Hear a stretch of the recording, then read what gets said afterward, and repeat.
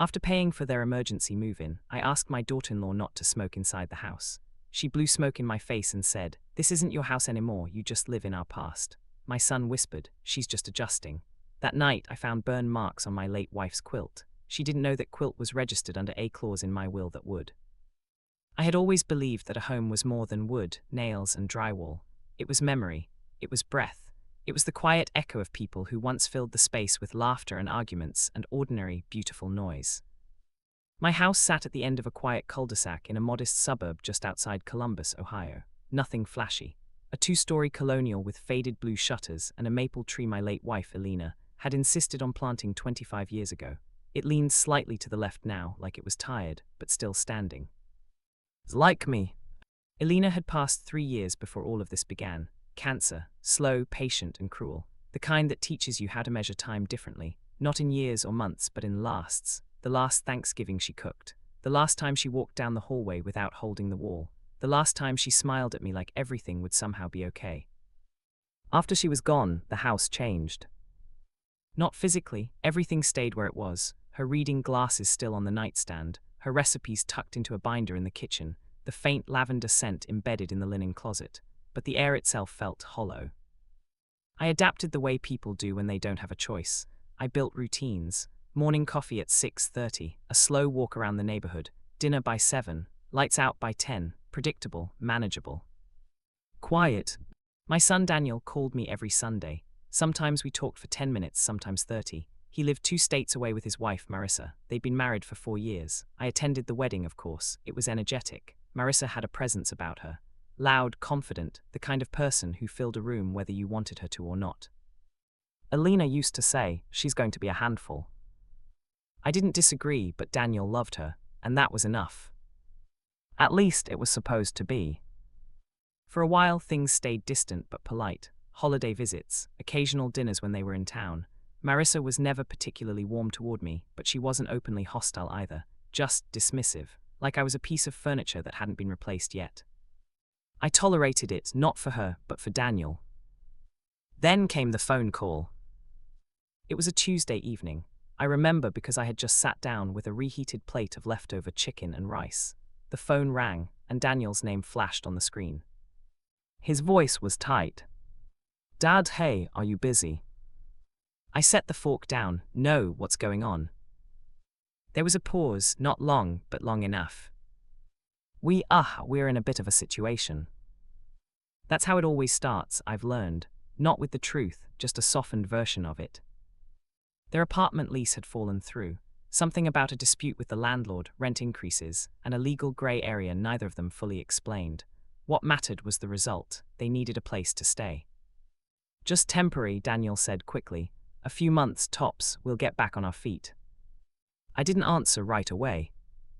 Not because I didn't want to help, but because I understood what temporary often meant. Still, he was my son. "How soon?" I asked. Another pause. "This weekend." "Of course." By Thursday, I was preparing the guest room. Fresh sheets, clean towels. I even cleared out part of the hallway closet to give them more space. It felt strange, like the house was bracing itself. They arrived Saturday afternoon in a rented truck filled with hastily packed boxes. Marissa stepped out first, sunglasses on, phone in hand, already complaining about the drive. "This neighborhood is quiet," she said, glancing around like she expected something better. Daniel hugged me, tightly, longer than usual. "Thanks, Dad, seriously." I nodded. "You're welcome, both of you." Marissa gave me a quick, distracted smile. "Yeah, thanks." They moved in quickly, efficiently, but not carefully. Boxes scraped against walls, furniture bumped into doorframes. At one point, I heard something shatter in the kitchen, followed by Marissa's voice. "It's just a plate, relax." I said nothing. That first evening, we sat down for dinner together. I had cooked nothing fancy. Roast chicken, mashed potatoes, green beans, the kind of meal Elena used to make. Daniel seemed grateful. Marissa picked at her food. "Do you have anything sparkling?" she asked, wrinkling her nose slightly. "Like water?" "In the fridge," I said. She opened it, stared inside, and sighed. "Okay, we're definitely going to need to restock this place." This place. Not your house, not your home. I noticed it, but I let it pass. Because that's what you do in the beginning, you let things pass. You tell yourself it's temporary, that people are stressed, that adjustments take time. That night after they went to bed, I walked through the house slowly, checking doors, turning off lights. When I reached the hallway closet, I paused. Inside, folded carefully on the top shelf, was Elena's quilt. Hand-stitched, worn but intact, a patchwork of soft blues and creams. She had spent nearly a year making it. Every square had a story, pieces of old shirts, baby blankets, fabric from curtains we no longer owned. It wasn't just a quilt. It was her. I reached up, ran my hand gently across the surface, and then closed the door. At the time, I didn't know that this single object, this quiet, fragile thing, would become the center of everything that followed. Or that the house I thought I still owned was already beginning to slip out from under me. The first few days passed the way most uncomfortable arrangements do, politely strained, filled with small compromises and quiet observations that no one acknowledged out loud. Daniel tried, I'll give him that. He cleaned up after himself, offered to help with groceries, even insisted on paying a portion of the utilities. It wasn't necessary, but I let him. It gave him dignity, and I wasn't interested in taking that from him. Marissa, on the other hand, operated differently. She didn't adjust to the house. She expected the house to adjust to her. It started small. She rearranged the living room furniture on the second day without asking, said it opened up the energy. My old recliner, the one Elena had bought me after my back surgery, was pushed awkwardly into a corner like it was an afterthought. I moved it back that night after they went to bed. The next morning, she moved it again. I said nothing. Then came the kitchen. She began replacing things, not physically throwing them away, but sidelining them. My coffee maker was too slow, so she bought a new one and placed it front and center. My spice rack was outdated, so she reorganized it into labeled containers that made everything look like a display instead of something meant to be used. Again, I let it pass. Because Daniel looked tired, because every time I thought about saying something, I saw the strain in his eyes and convinced myself that peace was more important than control. But peace has a cost. And I was quietly paying for all of it. A week in, I noticed the smell. At first it was faint, easy to dismiss, something that clung to the air in short bursts before disappearing. Smoke. I told myself I was imagining it. Maybe it was coming from outside, maybe a neighbor. Then one afternoon, I saw it. Marissa was standing near the back door, cigarette in hand, exhaling slowly as she scrolled through her phone. The door was cracked open, but the smoke curled inward, drifting lazily into the kitchen. I walked in and stopped. She didn't look up. Marissa, I said calmly. She glanced over, barely acknowledging me. Yeah. I'd appreciate it if you didn't smoke inside the house. She exhaled again, deliberately this time, and leaned against the doorframe. I'm by the door, she said. It's basically outside. It's not, I replied. The smoke comes in, it lingers. She rolled her eyes slightly, like I had just explained something obvious in an unnecessarily complicated way. It's just a cigarette. I held my tone steady. I understand, but this house. She cut me off. This house is fine. There it was. Not your house, not even our house. Just this house. I'm asking you, I said, choosing each word carefully, to smoke outside, fully outside. For a moment, she just stared at me. Then she took a slow drag. And stepped closer. Too close. Before I could react, she exhaled, directly into my face. The smoke hit me warm and bitter, filling my nose, my throat, my lungs. I coughed instinctively, stepping back, more from shock than anything else. She smiled. Not playfully. Not apologetically. But with a kind of casual defiance that felt deliberate. This isn't your house anymore, she said, her voice light, almost amused. You just live in our past. For a second, I didn't fully process it. The words hung in the air longer than the smoke. Behind her, Daniel stood frozen in the hallway. He had heard it. Of course he had. Our eyes met. I waited. Not for him to yell, not for him to escalate. Just to correct her. To say something as simple as, "That's not true." He didn't. Instead, he walked over slowly, placing a hand on her shoulder like he was calming her down. "Hey," he said quietly, glancing at me for just a moment before looking away.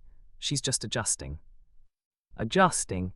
That word landed heavier than anything Marissa had said. Because it wasn't defiance. It wasn't ignorance. It was permission. I nodded once, slowly. "Of course," I said. Then I turned and walked away. Not because I didn't have something to say, but because I understood something in that moment that hadn't been clear before. This wasn't temporary. Not in the way I had hoped. That night, the house felt different. Not hollow like it had after Alina passed, but occupied. Taken. I sat in the living room longer than usual, the silence now replaced with distant sounds. Marissa laughing loudly at something on her phone, the faint hum of the television in the guest room, the occasional creak of footsteps overhead. It didn't feel like my home anymore. It felt like I was visiting it. Sometime after midnight, I got up.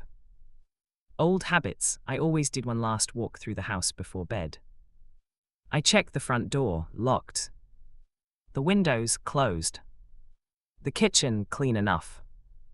Then I passed by the hallway closet. I don't know why I stopped. Maybe it was instinct. Maybe something deeper. But I reached for the handle and opened it. At first, everything looked normal. The shelves were intact, towels stacked neatly, boxes undisturbed. Then I saw it. The quilt, still folded where I had left it, but not untouched. I stepped closer. Slowly, carefully, and that's when I noticed the marks. Small at first glance. Easy to miss if you weren't looking closely. But once you saw them, you couldn't unsee them. Darkened spots. Irregular. Scattered across the soft blue fabric like bruises. I reached out, my fingers hovering just above the surface, before finally making contact. The texture had changed. Rough in places.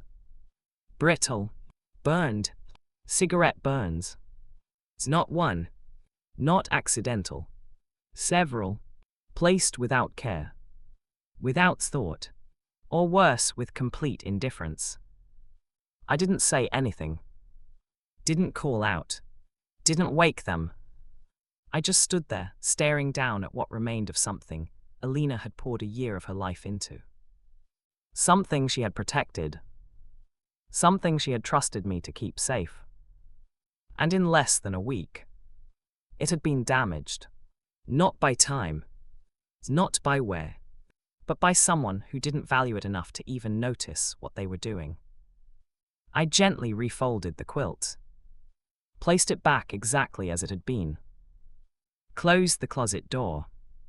And stood there in the dark for a long moment. Because something had shifted. Not loudly. Not dramatically. But permanently. This wasn't about smoking anymore. It wasn't about respect or boundaries or adjustment. It was about something far more simple. They thought the house was already theirs. And more importantly, they thought I wouldn't do anything about it. They were wrong. They just didn't know it yet. The next morning I woke before anyone else, as I always did. The house was quiet, too quiet, and I walked through the rooms with a deliberate calm I forced onto myself. Each step, each breath felt like a rehearsal for something I hadn't yet named. I didn't want confrontation. I didn't even want acknowledgement. I only wanted control. The tiny pieces of it I could still grasp in a house that felt less like a sanctuary and more like contested territory. I entered the kitchen, made coffee, and sat at the small oak table where Alina had once served breakfast every Sunday. My eyes kept flicking toward the hallway closet, toward the quilt. My mind ran in loops, thinking of the care Alina had taken to stitch every square, every seam, every patch from fabrics that had meaning. Her mother's apron, my old work shirts, Daniel's baby blanket, even the corner of a napkin Alina had saved from the night we celebrated our 10th anniversary. A quilt wasn't just a quilt, it was memory. It was a map of a life, and now it was marred. Later that morning, Daniel and Marissa emerged from the guest room, laughing, cheerful. Marissa still carried that air of ownership, as if the house had already accepted her presence and I was merely an afterthought. "Good morning," she chirped, holding a cup of coffee like a prop in a photo shoot. "We didn't hear you stirring." I didn't respond immediately. I wanted to measure my words carefully. Every interaction with her now required precision. One wrong word, one outburst, and the fragile sense of calm I had left could shatter. "Morning," I said finally, my tone neutral. "Sleep well." Daniel smiled politely. Marissa, however, raised an eyebrow, as if sensing my distance, like she knew she had already taken ground. "Yeah," she said slowly, letting the word hang, "although the smell of your coffee is not what I'm used to." I paused just long enough to make her feel the weight of the observation without raising my voice. Then I turned and walked to the refrigerator, pretending to check for milk. The rest of the day passed in a blur of tension. Marissa flitted around the house, opening cabinets, inspecting drawers, rearranging small items. Daniel busied himself with work calls, avoiding any eye contact that might trigger conversation about respect or boundaries. I stayed out of sight as much as possible, retreating into quiet corners, but every time I passed the living room, I noticed her sitting on the couch, scrolling through her phone, cigarette in hand. A faint wisp of smoke would drift, testing the limits, always reminding me of the defiance of the night before. That evening, I tried again. I spoke softly, deliberately, not to anger, but to assert what little control I still had. "Marissa," I began, keeping my voice calm, measured, "I don't want smoking in the house. It's personal for me." She laughed lightly, leaning back, exhaling smoke into the dim living room light. "Relax," she said. "You're being dramatic. It's just smoke. I'm just adjusting, remember?" I could feel my chest tighten, but I forced myself to remain seated, to breathe slowly. Daniel didn't intervene. He didn't even glance my way, and that was the moment I realized the full scope of the betrayal. This wasn't just a household dispute. This wasn't simply disrespect or carelessness. This was calculated. Marissa had already decided the rules of the house were hers. Daniel, my son, my only son, was unwilling or unable to enforce boundaries, unwilling to acknowledge the breach. They had not only disrespected me, they had desecrated the memory of Alina. And the quilt, that fragile, irreplaceable artifact of her life, had been touched with disregard, leaving burns as a silent declaration. It was personal, and it was deliberate. I spent the next several days walking a tightrope. I didn't want a confrontation that would turn me into the angry father-in-law, but at the same time, I could not ignore what had been done. Every interaction with them was loaded, each one a reminder of my diminishing authority. It started affecting my sleep. I found myself waking at 3 a.m., checking the locks, inspecting the doors, wandering the hallways like a ghost in my own home. I began jotting notes in a small notebook, times, observations, instances of disregard, where cigarettes had been smoked, which items had been moved or damaged, the small acts that might seem insignificant to anyone else, but which to me represented a pattern of control, disrespect, and intrusion. By the end of the week, the house no longer felt like a sanctuary. I didn't feel safe here anymore, and I realized something bitter and cold. I had been a silent witness to the theft of my home. They had moved in, claimed space, ignored boundaries, and shown me through smoke and laughter that my feelings, my memories, my ownership meant nothing. And yet, despite the anger, despite the sense of betrayal, a part of me understood there was a method to the madness. Marissa didn't just want comfort, she wanted dominance. She wanted me to shrink, to feel like a guest in my own house. Daniel, by staying silent, had unwittingly facilitated it. The fall was complete, not in terms of physical loss. The house was still mine, legally. But in terms of authority, of respect, of emotional territory, they had already begun carving out the boundaries they desired. And I, for all my years, all my patience, all my careful planning and avoidance of conflict, had been made powerless in my own home. That night, I did something I hadn't done in years. I sat down at the dining table and opened Alina's notebook, the one where she kept notes about her sewing projects, quilts, and designs. My fingers trembled as I flipped through the pages, stopping at the section dedicated to her patchwork quilt. In the margins, she had scribbled something in her familiar, looping handwriting. "Keep this safe. This is more than fabric. It's our story. Whoever has it has a part of us." My jaw tightened. I knew then that the quilt wasn't just damaged, it was a challenge, and I wasn't about to let it stand. Something had to be done, something subtle, something effective, and most importantly, something irreversible. I didn't sleep that night, not fully, but for the first time since they moved in, a plan began to take shape. A plan rooted not in anger, but in calculation. A plan that would ensure that the betrayal they thought would go unnoticed would be remembered permanently. Because I had survived the worst loss in my life, and I wasn't about to survive this betrayal silently. The next morning I woke with a clarity I hadn't felt since Alina was alive. It wasn't anger that propelled me, it was purpose. The kind of slow-burning, meticulous determination that only comes when someone has been pushed too far, when something sacred has been violated. I realized I had to reclaim my home, not with confrontation, not with shouting, but with quiet, deliberate strategy. First, I needed to understand my tools. The house itself was an archive of memory. Every corner, every locked drawer, every photograph told a story. Alina had been obsessive about documenting our life, bills meticulously filed, legal papers categorized, family photographs labeled by year and event. But there was one particular document I had kept secret. Alina had, in her foresight, included a clause in her will regarding certain heirlooms, including her quilts. This clause gave me control over their possession, regardless of anyone else's intentions. The quilt. The realization hit me fully in the dim light of the living room. That quilt wasn't just a piece of fabric, it was legally protected. Any attempt by Marissa or Daniel to discard, damage further, or remove it could have serious consequences. I held the key to the leverage I needed. But leverage alone wasn't enough. If I acted too quickly, if I showed my hand, I risked escalating the situation. Marissa was clever in her own way. She thrived on subtle power plays, the cigarette in the house, the rearranged furniture, the dismissive comments. Acting prematurely would just give her the satisfaction of resistance. I needed patience, observation, calculated steps. I spent the next several days in what I called surveillance mode. Every interaction, every movement inside the house became data. Where did she leave her cigarettes? How often did she linger in the kitchen? How did she interact with the furniture she claimed as hers? I documented every detail in my notebook, the dates, the times, even the phrasing she used when she spoke about my house or your past. Daniel, still silent, became both a liability and a subtle shield. He believed he was mediating, keeping peace between his wife and me. In reality, his inaction had become a sort of permission slip for her behavior. I needed to factor him into the plan carefully. He was not malicious, just compliant, but compliant could be manipulated. Next, I began to make quiet adjustments around the house. I repaired small things that had been moved or damaged, like the recliner, which had been shoved awkwardly into a corner, returning it to its original familiar place. I cleaned up after her minor disruptions without a word, creating the illusion that I was still passive, still yielding. But beneath the calm exterior, I was preparing the environment for a subtle counterattack. The quilt remained my central focus. I checked it daily. Each burn mark, each faint stain was recorded meticulously. I began researching restoration options, not for sentimental reasons but to document the damage. If anything escalated legally, I would have proof. Professional restoration companies, insurance policies, even local historical societies that dealt with heirlooms, all potential allies. While the house appeared unchanged to Marissa, I was quietly fortifying my position. I moved valuables slightly, created subtle barriers she wouldn't notice, and even adjusted locks in inconspicuous ways to ensure certain areas remained inaccessible. I wasn't preparing to lock them out, I was preparing to control access. Control, I realized, was the true power in this house. Not possession, not argument, control.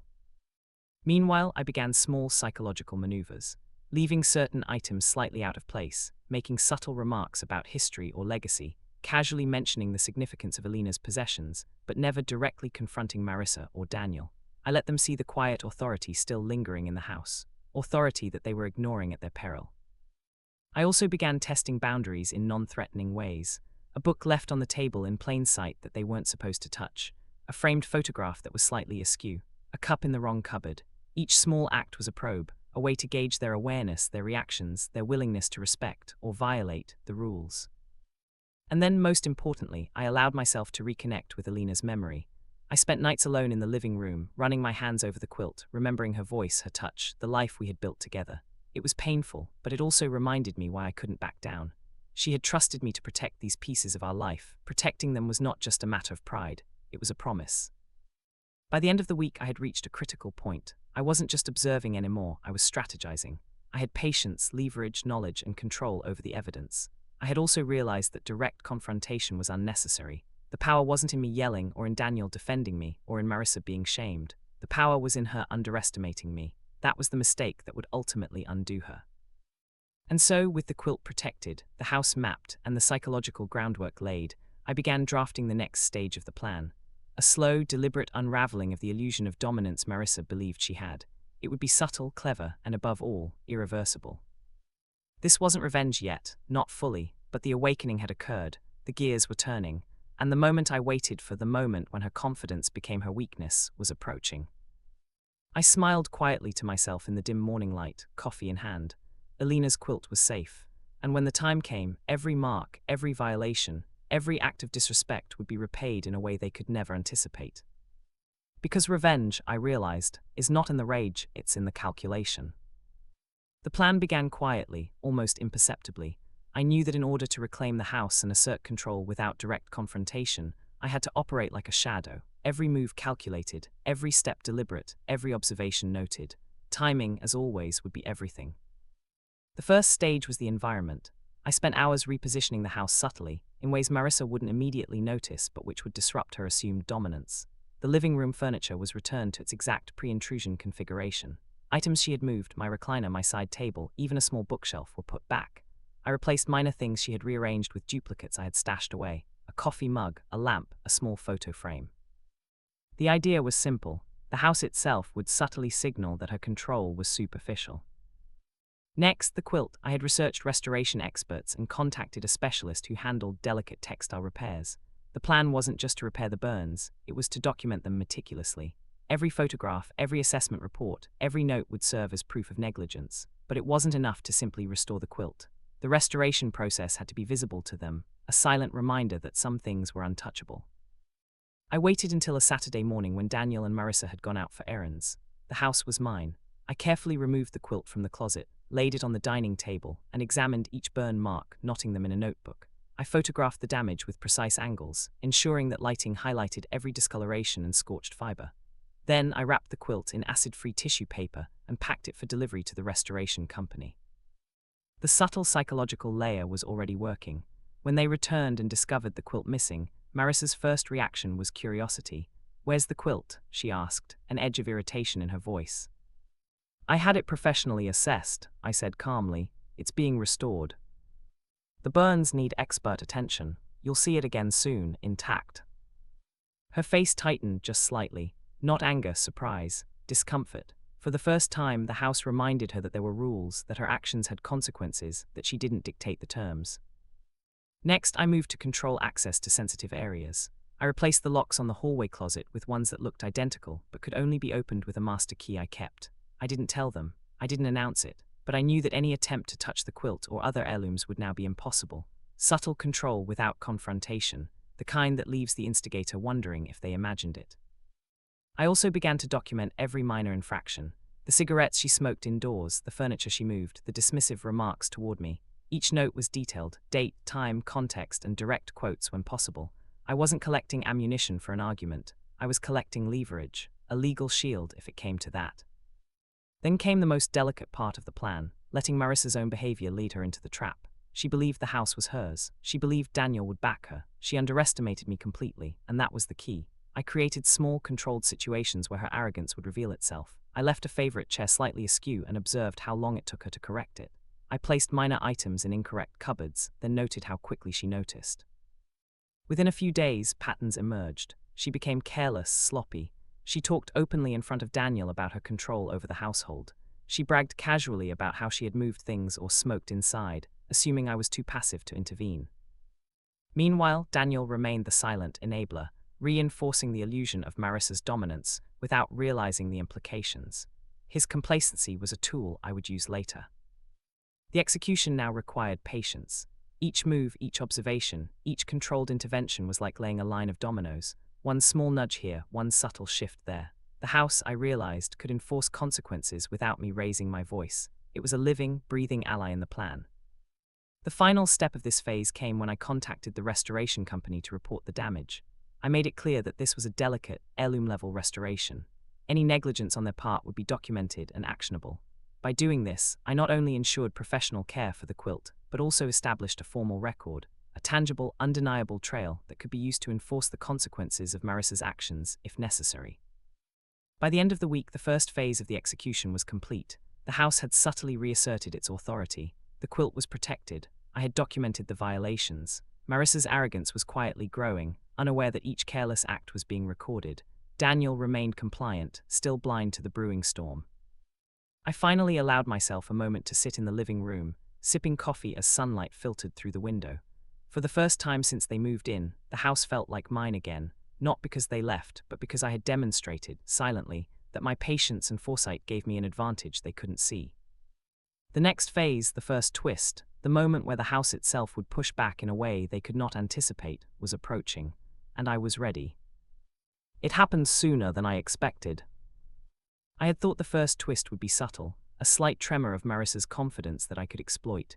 Instead, it came in a form I hadn't anticipated, allies I hadn't considered, watching from the shadows, waiting for the moment to tip the balance. It was a Thursday afternoon. Daniel had gone to work, leaving Marissa home alone. I had been in my study, pretending to read, but really observing from the window that overlooked the driveway. She was on the porch, cigarette in hand, phone pressed to her ear, talking loudly to someone. Her laughter carried across the yard, carefree, brash, unguarded. Then I noticed movement behind her. A neighbor, Mrs. Reynolds, the elderly woman from 2 houses down. She had always been friendly with Alina, sometimes stopping in with cookies, sometimes just chatting. She had seen Marissa enter the house, had witnessed her moving boxes and smoking in the doorway. Now she was standing there, arms crossed, a frown creasing her face. I didn't intervene, I merely watched. Marissa's voice carried across the street. Dad, Mom, oh, I'm sorry, no, this isn't a big deal, just a little smoke. Mrs. Reynolds shook her head, clearly unimpressed. A little smoke, in a house that isn't even yours. Her voice had that soft, unwavering authority that comes from decades of life experience. You should respect the people who live here, especially elderly neighbors. Marissa froze. I watched her instinctively glance back at me through the window, as if expecting me to intervene, to take her side, to adjust, as she claimed. Daniel wasn't home. There was no one to save her. The subtlety of the moment struck me. She had relied on the assumption that the house, and everyone in it, would bend to her whim. She had assumed silence, compliance, indifference. And now, suddenly, someone who was entirely external had observed her actions, and the scales of power shifted. It was a small crack, but it was enough. I didn't say a word. I didn't even step outside. The power of the situation, their arrogance exposed to an outsider, was already doing its work. Later that night, Marissa confronted me. Why did Mrs. Reynolds even get involved? She demanded, her voice sharper than usual. It's none of her business. I didn't reply immediately. Instead, I poured myself a cup of coffee, then looked at her directly, my voice calm, measured. Some things are everyone's business, I said softly. Respect, for instance, boundaries, memory. Her face flushed. She opened her mouth, then closed it. She realized I wasn't going to defend her behavior. She realized that no one was going to defend her behavior. And that's when the first twist hit me, not her but Daniel. He had arrived home while this exchange was happening.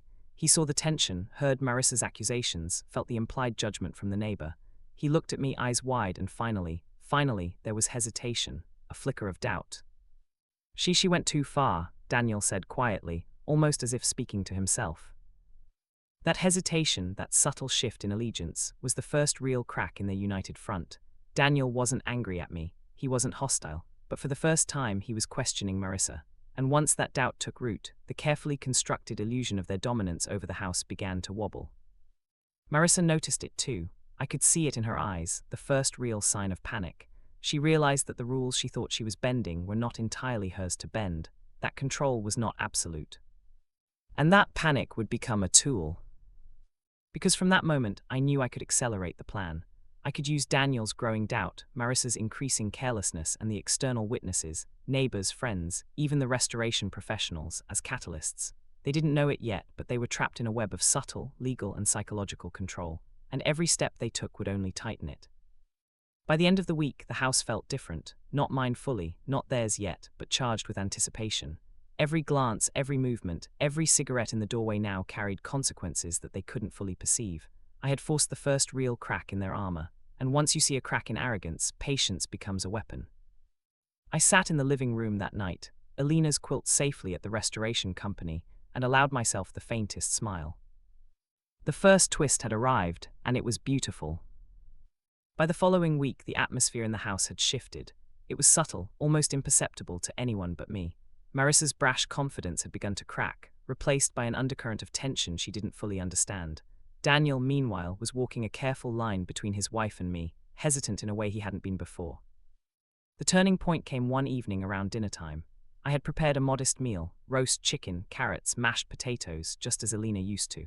I placed the table carefully, folding the napkins in the same way she would have, arranging the dishes with deliberate precision.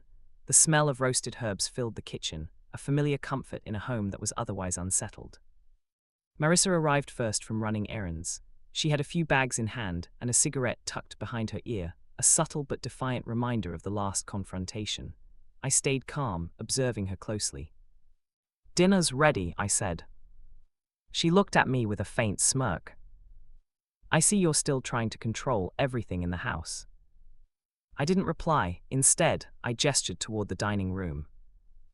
Daniel arrived moments later, carrying a pizza box as a backup. His expression was uneasy. He had noticed the tension building, the small inconsistencies in Marissa's control, the subtle ways the house and I had begun to reclaim authority. As we sat, I casually mentioned the quilt, phrasing it as a neutral observation. "The restoration company called today. They want to photograph the burns and document the damage before beginning work. It's standard procedure for heirlooms." Marissa's eyes flicked toward me sharply, and I could see the irritation rising. "Burns?" she asked, a hint of panic in her voice. I didn't. "Several small ones," I interrupted gently. "Not serious, but significant. I'm having them restored properly. Professional care. You'll get to see the quilt once it's finished." The shift in her demeanor was instantaneous. The first seed of fear had been planted. She realized, consciously or not, that her careless actions had consequences. This wasn't just me being upset. This was documentation, legal leverage, and professional validation all combined. Then Daniel said something that surprised me. She shouldn't have smoked in the house," he said softly, almost to himself, almost as if testing the waters. "It was careless." Marissa froze mid-bite. Her confident mask faltered for the first time in weeks. She had assumed Daniel would always defend her, that his silence meant permission. Now he was challenging her behavior subtly, in front of me, without even raising his voice. I watched them carefully, noting the tiny shifts in posture, tone, and facial expression. The balance of power was tipping. Later that evening, I enacted another part of the plan.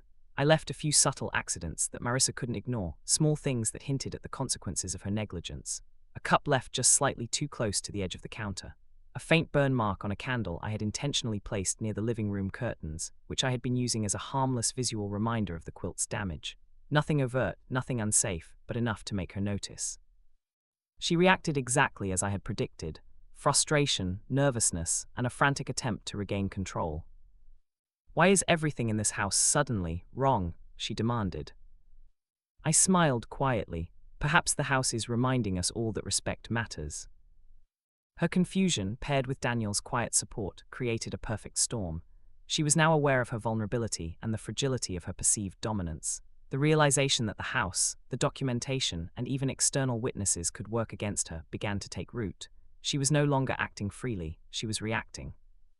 By the end of the night, I knew the turning point had arrived. The illusion of control Marissa had built was fractured.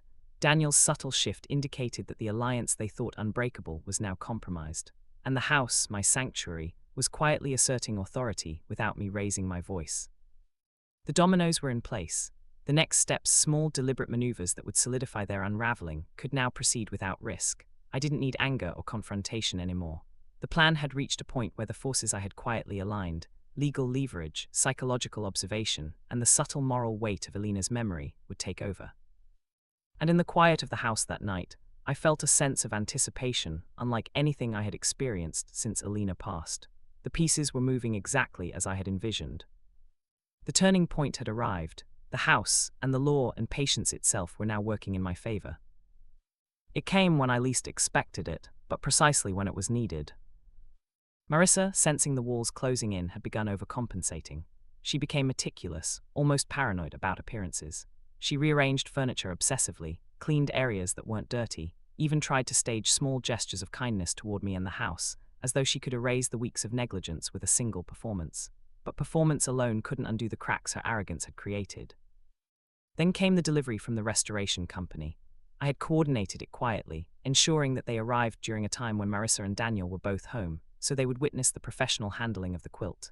I wanted them to see, to feel, to internalize that this was no longer a trivial household item. This was an artifact of Alina's life, legally protected, emotionally sacred, and now under professional scrutiny. When the restoration experts arrived, Marissa's face paled. She watched as they carefully unpacked the quilt, photographed the burn marks, and documented the damage meticulously. Each image, each note, each recorded observation was a confirmation of what I had known all along, that she had crossed a line. "Those burns, someone has been smoking near this, right?" the lead restorer asked politely but firmly, confirming in plain language what everyone had suspected. Marissa's eyes darted toward me, panic flashing. Daniel stood frozen, caught between defending his wife and acknowledging reality. And then it hit, the second twist. I had forgotten one detail during the planning phase, or more accurately, I had chosen not to exploit it until now. The quilt, due to Alina's foresight, was legally registered under a special clause in her will. It granted me authority over its custody and any associated legal recourse if it was damaged. But the clause had an additional, little-known provision. It required any damage to be immediately reported, with evidence preserved for potential legal or insurance action. What this meant was profound. The restoration company, unaware of the clause, had now become the official record keepers of Marissa's actions. Every burn, every blemish, every careless mark was now documented in a way that had legal weight. She had not just damaged the quilt, she had created an undeniable trail of negligence and potential liability. Marissa's panic deepened. Her attempts to charm, explain, or deny fell flat. Even Daniel looked unsettled. The illusion of their control had collapsed. And in that moment, I realized something delicious. The second twist wasn't just about asserting authority. It was about letting their own behavior entangle them in consequences they could not escape. I leaned back, watching quietly as Marissa tried to recover. She opened her mouth several times, searching for excuses. But the professionalism of the restorers, the legal weight of the clause, and the undeniable evidence left her speechless. Daniel's silence, his first honest acknowledgement of her fault, sealed the moment. Then, with a calm that belied the storm I had orchestrated, I said, "The quilt is being restored properly. It's fragile. Any further disregard could result in consequences beyond simple repairs." Marissa's lips pressed into a thin line. She understood immediately. Not threats, not arguments, just facts quietly enforced. The weight of legality, respect, and memory pressed down on her. The second twist had worked perfectly. Their perceived invulnerability had been shattered by an unexpected combination of foresight, legality, and subtle strategy. They had assumed I was passive, that silence meant submission, that the house was theirs to claim. Instead, their actions had set the stage for an outcome they could not control. By the time the restoration company left, the atmosphere in the house was different. Marissa moved quietly, almost cautiously, aware now that her behavior had real consequences. Daniel, finally awake to the dynamics, remained neutral but uneasy, no longer blindly supporting her whims. And me, I sat in Alina's favorite chair, the weight of the quilt's significance finally mirrored in the stillness of the house. It was mine again, not through confrontation or anger, but through patience, foresight, and the careful orchestration of reality bending to justice. The next phase would complete the reversal. The final dominoes were in place, and when they fell, it would be undeniable. The shift was quiet at first, almost imperceptible. Marissa moved differently in the house now, hesitant, careful, calculating. Her arrogance had been replaced with a subtle fear, the kind that creeps in when you realize that control isn't guaranteed, that consequences are real, and that someone else has anticipated every move. The first tangible sign came 2 days after the quilt restoration. She reached for a chair in the living room and paused mid-step, glancing at me before touching it. A split second of hesitation, but that hesitation was everything. The house itself, in her mind, had reclaimed authority. Every corner, every framed photograph, every cushion and lamp whispered that she was no longer the one setting the rules. Daniel noticed it too. He still wasn't openly siding with me, but his compliance with Marissa's whims had started to break. Small things, he stopped moving furniture she had shifted, he no longer preemptively corrected me, and he began subtly questioning her decisions in hushed, careful tones. For the first time, I saw the crack widen between them. The real reversal began when a local insurance representative, prompted by the restoration company's documentation, called unexpectedly. They needed to verify the damage, confirm the burns, and validate that the quilt was a protected heirloom under Alina's will. Marissa answered the call, fumbling with explanations and half-truths. She attempted charm, argument, and obfuscation, but every word she spoke was recorded in her own undoing. By the end of the conversation, it was clear. The quilt's damage was now officially logged, with legal weight behind it. Any further tampering, or even casual disregard, could be interpreted as willful negligence. The power she thought she held was not only gone, it was legally reversed. The subtle psychological warfare I had been waging reached its apex that same evening. I left a note in the kitchen, not accusatory, not confrontational, just a calm reminder of boundaries. Please be mindful of smoking and fragile items. Thank you. It was simple, but its impact was amplified by the weight of the previous days. Marissa read it, then turned to Daniel. He's really serious about this, she muttered, voice low. She had underestimated me from the start, but the realization of her vulnerability now struck like ice. Daniel, hesitating, finally spoke. We have to be careful, he's right. The reversal was complete. The house, once dominated by Marissa's careless confidence, now asserted a quiet authority. My presence, paired with foresight, documentation, and legal leverage, had shifted the balance entirely. They were no longer in control, they were reacting. Every cigarette, every careless remark, every attempt at dominance was now weighed against rules they had ignored, against a quilt they had damaged, against consequences they couldn't escape. I watched them that night, moving through the house cautiously, aware now of boundaries they had once ignored. And for the first time since they moved in, I felt entirely at peace. Not because I had humiliated them directly, not because I had raised my voice or wielded anger, but because the natural order had been restored. The house, the will, Elena's quilt, and the patient orchestration of time had done what confrontation never could. They had assumed power, they had acted carelessly, and now, completely without my intervention, the weight of their own actions ensured their subservience, not just socially, but psychologically and legally. For the first time since Marissa walked through the front door, the air in the house felt calm, restored. Elena's presence, her foresight, and my patience had reclaimed what was ours. The final piece, the one that would cement the poetic justice, was still to come. The final act unfolded not with fireworks, not with confrontation, but with quiet inevitability. A week after the quilt's restoration, Marissa attempted a small act of defiance, a cigarette on the porch near the back door where she thought the smoke would be harmless. I didn't speak, I didn't move. I simply observed, notebook in hand. Every puff, every casual flick of ash, every careless word was being recorded. The law, the restoration documentation, and Elena's foresight now moved in tandem. Daniel, caught in the middle, finally said something he had avoided for weeks. Marissa, I think you need to respect the house, and the people who live in it. His tone was calm, not accusatory, but firm.